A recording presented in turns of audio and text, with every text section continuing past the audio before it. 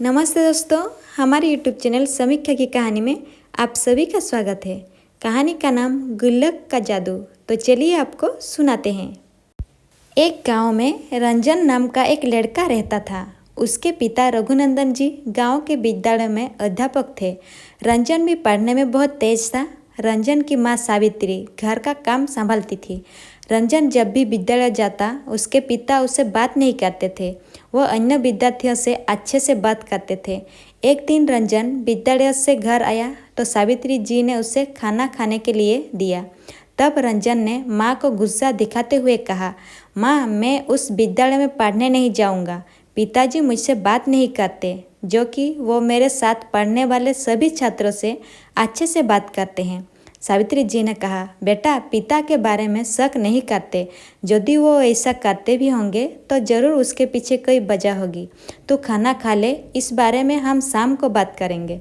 रंजन उनकी बात मानकर खाना खा लेता है। शाम को जब रघुनंदन जी वापस आते हैं तो सावित्री जी उनसे रंजन से बात ना करने का कारण पूछती है।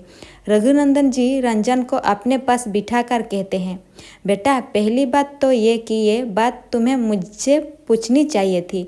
दूसरी बात यह कि तुम मेरे बेटे हो। अगर मैं तुमसे विद्यालय में बात करूँगा तो अन्य छात्र का समय नष्ट होगा, क्योंकि एक शिक्षक का सारा समय अपने छात्र के लिए होना चाहिए। तुमसे तो मैं घर पर बात कर ही लेता हूँ। रंजन ने कहा, पिताजी, मुझे माफ़ कर दीजिए। मेरे मन में ऐसे विचार नहीं आने चाहिए थे। रघुनंदन जी ने कहा, बेटा, विद्यालयों में केवल अपनी शिक्षा पर ध्यान लगाओ। उससे संबंधित कई प्रश्न हो तो अवश्य पूछो। इसी तरह कुछ समय बीत जाता है। जब भी विद्यालय की छुट्टी होती तो अधिकतर छात्र घर जाने से पहले बाहर खड़े आइसक्रीम वालों से आइसक्रीम लेते थे। एक दिन रंजन भी आइसक्रीम लेने पहुंच गया। उसके पास केवल 10 पैसे थे।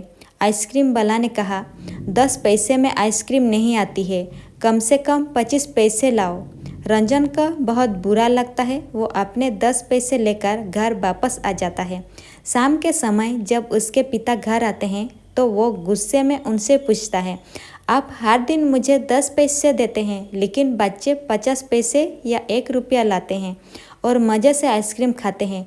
मुझे कल से कम 25 पैसे चाहिए। ये सुनकर रघुनंदन जी मुस्कुराने लगते हैं। वो कहते हैं, बेटा, मैं तुम्हें 50 पैसे दे सकता हूँ, लेकिन जानते हो मैं तुम्हें ज़्यादा पैसे क्यों नहीं देता? क्योंकि तुम्हारा मन हमेशा बाहर उस आइसक्रीम वाले में लगा रहेगा। दूसरों की नकल करने के बजाय पैसों को बचाना सीखो, जिससे किसी अच्छे काम पर लगाओ। रंजन ने कहा, लेकिन मैं क्यों पैसे जोड़कर रखूं? इससे क्या होगा? रघुनंदन जी ने कहा, बेटा, पैसा बहुत काम आता है। मुसीबत पड़ने पर हमेशा पैसा काम आता है। इसे खर्च करने से पहले कई बार सोचना चाहिए। जिस आइसक्रीम की तुम बात करते हो वो बहुत ही गंदे पानी में रंग डालकर बनाई जाती है, जिससे गला खराब हो जाता है। इसीलिए मैं तुम्हें कम पैसे देता हूँ, जिससे तुम उससे खर्च न कर दो।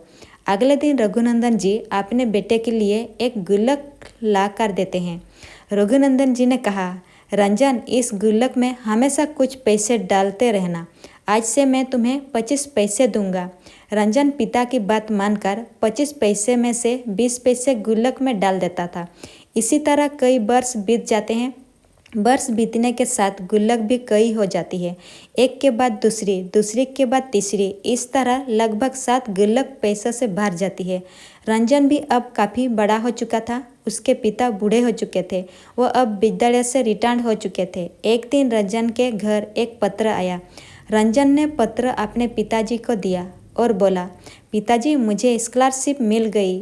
अब आगे की पढ़ाई मैं शहर जाकर कर सकूँगा। रघुनंदन जी बहुत खुश हुए। उन्होंने रंजन को गले लगा लिया। तभी सावित्री जी ने कहा, लेकिन बेटा, तू वहाँ रहेगा कहाँ? वहाँ तो सब कुछ बहुत महंगा है।